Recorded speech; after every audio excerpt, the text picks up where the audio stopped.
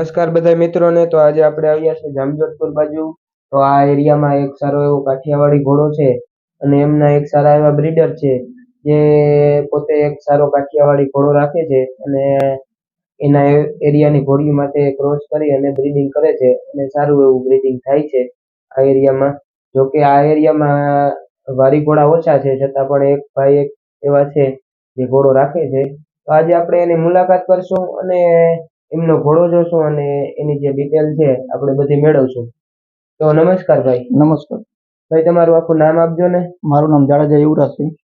તો ભાઈ, તમારું જે ફાર્મ છે એનું નામ શું? Chetak stud farm. Chetak stud farm.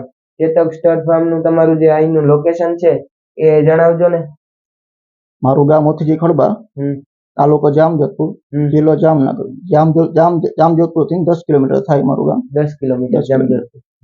તો આપણે વાત કરીએ તમારા ઘોડાઓની. તો તમે કેટલાક સમયથી ઘોડા રાખો છો? ઘોડા 10-12 વર્ષથી રાખું છું. 10-12 વર્ષથી. તો 10-12 વર્ષથી ઘોડા રાખો છો, તો તમારી પાસે હાલ અત્યારે કેટલાક જાનવર? મારી પાસે 6 જાનવર છે અત્યારે. 6 જાનવર. તો તમે ઘોડાઓમાં શું કરો છો? બ્રીડિંગ કરો છો, વેપાર કરો છો, ફુલેકા કરો છો, શું કરો છો? બ્રીડિંગ કરીએ છીએ આપણે, ફુલેકા કરીએ છીએ ને વેપાર કરીએ છીએ. હા. તો તમારી પાસે વેપારના ઘોડા કેટલા? વેપારના ઘોડા 3. હા. અને બીજા જે તમારા પરમાનન્ટ છે? તો તમારા જો કે વેપારના ઘોડા તો આવતા હોય અને જાતા હોય, તો તમે વેપાર કરો છો તો કોઈ મિત્રોને જો સારું ઘોડું લેવું હોય, બરાબર છે, ભાવથી સારી ઘોડી કે ઘોડો સારો લેવો હોય તો તમારો કોન્ટેક્ટ કરી શકે? હા, કરી શકે. તો તમારા કોન્ટેક્ટ નંબર આપજો ને ભાઈ. 91 063 53. તો ભાઈ, વાત કરીએ તમારા જે અત્યારે પરમાનન્ટ જાનવર છે, બરાબર છે, અને એમાં એક મેન ઘોડો છે તમારો વારી ઘોડો, કાઠિયાવાડી ઘોડો. તો એનું નામ શું? એનું નામ ચેતક છે. ચેતક. તો વાત કરીએ તમારા ઘોડાની, તમારી પાસે છે એને કેટલો સમય થયો? મારી પાસે છે 4 વર્ષ થયા. 4 વર્ષથી. અને ઘોડાની ઉંમર કેવડી હશે? 7 વર્ષ. 7 વર્ષની. તો તમે આ ઘોડો ક્યાંથી લાવ્યા હતા? હું અહીં જામજોધપુર લઈ હતો, ગઢવી પાસે હતો. મેસુરભાઈ ગઢવી કરીને છે, મોમેક ટ્રાવેલ્સ વાળા, એની પાસે લઈ. મારા મિત્ર હતા, એને બીજે કે વેચવાનો હતો ને મને જ આપી. તો તમને ટૂંકમાં ગિફ્ટમાં આવ્યો હતો. અને એને આપણે મધર સાઈડ થી વાત કરીએ, ડેમ સાઈડ થી, તો એની માં કોણ હતી? તમે જોયેલા? એની માં હતી આપણે લાલ મુંડી હતી. એનો બાપ હતો યશ, અને માનો બાપ. ને એ પેલા ઘોડી હતી કરશનભાઈ, કરશન દુલ્લા પાસે, પોરબંદર. એની પાસે હતી. ત્યાંથી પછી મેસુરભાઈ લઈ આવ્યા હતા. પછી ત્યાં ઘોડી હતી, ત્યાંથી આપણે વછેરો લીધેલો. તો યશ તો ગયો આપણે આ રાજુભાઈ લઈ આવ્યા હતા, કાઠિયાવાડી. તો આપણે એના ફાધર સાઈડ થી વાત કરીએ તો એમના પિતા કોણ? આના ઘોડાના પિતા હતા આપણે મીતીવાળા ઘોડો વખણા હતો. મેરામણ ભાઈ નો ઘોડો હતો, બહુ સારો હાલતો. એ ઘોડાનો વછેરો છે. તો ટૂંકમાં કાઠિયાવાડી ચાલવા વાળો ઘોડો હતો. તો તમે અને બ્રીડિંગમાં ચાલુ કર્યો એને કેટલો સમય થયો? 3 વર્ષ થયા. 3 વર્ષ થયા. અને 3 વર્ષમાં તમે કેટલી ઘોડીઓ કવર કરાવી? 40-45 બતાવી છે. 40-45 ઘોડીઓ કવર કરાવી. અને તો એમાં રિઝલ્ટ પડી ગયા? હા, રિઝલ્ટ પડી ગયા. કેટલાક રિઝલ્ટ અંદાજે પડ્યા છે? રિઝલ્ટ 25 જેવા રિઝલ્ટ છે. 25 જેવા. બાકીની ઘોડીઓ હતી બધી એ વેપારી વેચાઈ ગઈ છે, એવી રીતના બહાર હોઈ ગઈ છે, એની પતો નથી.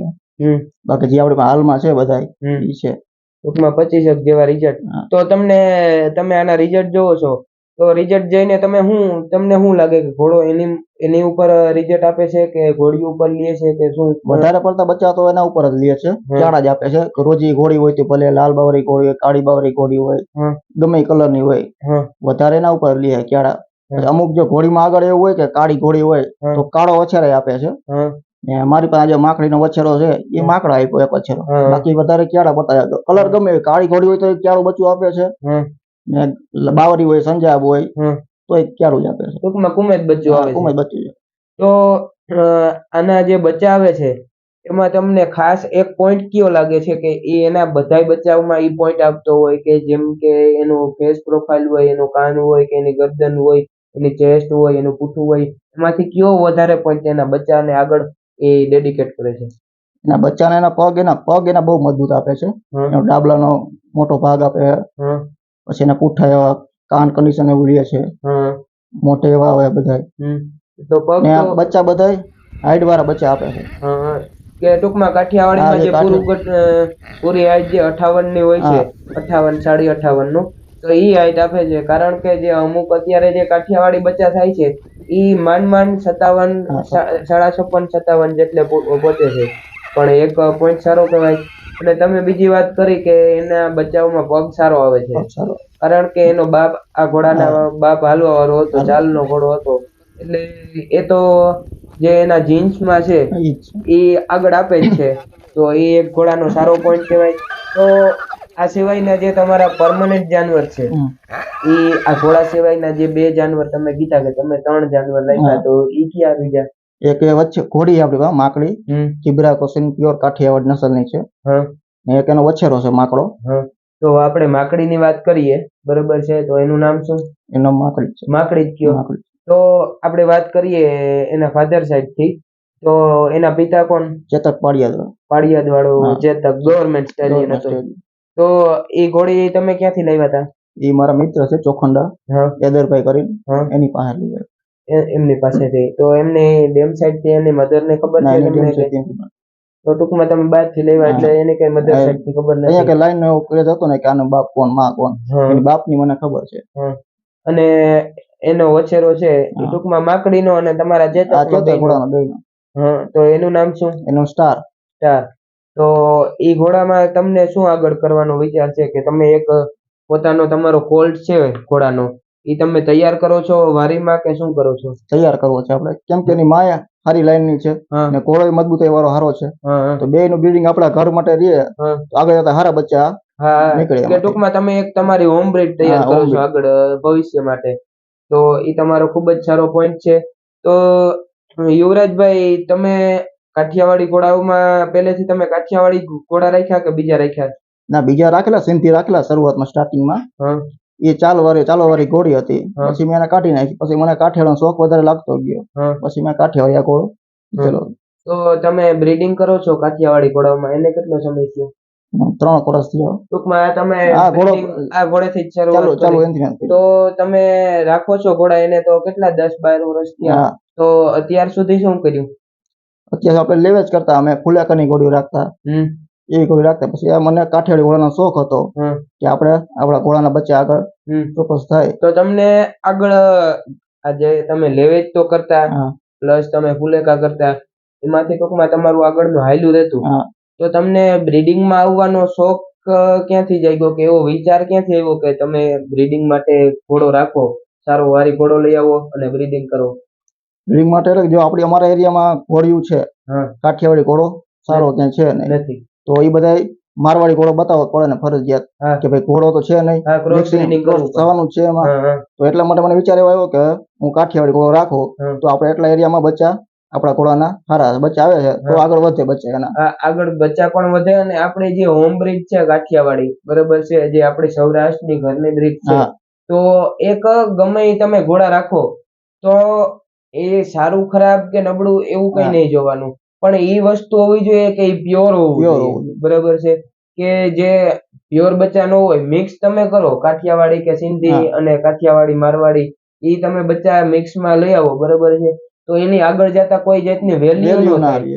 પણ જો એ કાઠિયાવાડી તો કાઠિયાવાડી પ્યોર હોય, મારવાડી તો મારવાડી પ્યોર બચ્ચા હોય, તો એની આગળ જતા ગમે ત્યાં વેલ્યુ થાય, બરોબર છે. અને એવું નથી કે કાઠિયાવાડીને સાવ કિંમતો નથી, સારી વસ્તુની કિંમત છે જ, પણ જે આપણા ઇલાકામાં ઘોડા કાઠિયાવાડી સારા વારી ઘોડાના અભાવના લીધે અને એક એના ક્રેઝ કે એની બજાર ઓછી છે, એની માર્કેટ ઓછી છે, એના લીધે જે કાઠિયાવાડીમાંથી મારવાડીમાં મિક્સ કરી અને બચ્ચા લીધા છે, એના લીધે જે આ કાઠિયાવાડી ઘોડાની નસલ બગડી છે, બરોબર છે. તો એક તમારો સારો પ્રયત્ન છે કે આ તમારો ઘોડો તમે રાખ્યો તો તમારી આગળના એરિયામાં ટૂંકમાં બચ્ચામાં સારો એવો વિકાસ થશે અને કાઠિયાવાડી ઘોડાનો વધારો થશે. તો આગળ તમારે ભવિષ્યમાં કાઠિયાવાડી ઘોડાઓમાં આગળ મોટું બ્રીડિંગ સેન્ટરનો કે કોઈ જાતનો વિચાર છે કે તમારે આમાં જ રહેવાનું છે? ના, આપણે આમાં જ રહેવું છે. આપણે એનો વછેરો તૈયાર કરવો છે, આપણે આમાં જ રહેવાનું, બ્રીડિંગ કરવાનું છે. તો આગળ કાઠિયાવાડી સારી કોઈ 1-2 વધારે ઘોડીઓ લઈ આવી અને બ્રીડિંગ કરવાનું વિચાર? ઘોડીઓ લેવી વિચાર, કાઠિયાવાડી સારી નસલની હોય તો આપણે રાખવી છે. ઘોડીઓ રાખી અને બ્રીડિંગ કરી અને આગળ બચ્ચા હા, કારણ કે જો દરેક લોકોને સારા કાઠિયાવાડી બચ્ચા ન મળી શકે, ન. બરોબર છે. કારણ કે અમુક ઘોડીઓ મિક્સમાં હોય, બરોબર છે.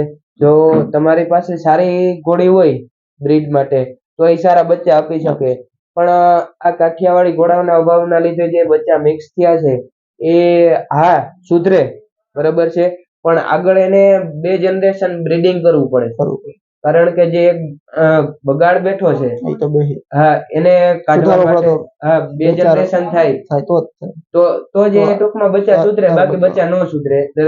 તો એના માટે એક મહેનત પણ થશે અને આપણી એક બ્રીડ છે એ પણ સુધરશે. તો તમારો ખૂબ ખૂબ આભાર ભાઈ, તમે તમારા ઘોડા અમને બતાવ્યા અને એની માહિતી આપી અને તમારો અનુભવ અમને આપ્યો એ બદલ તમારો ખૂબ ખૂબ આભાર.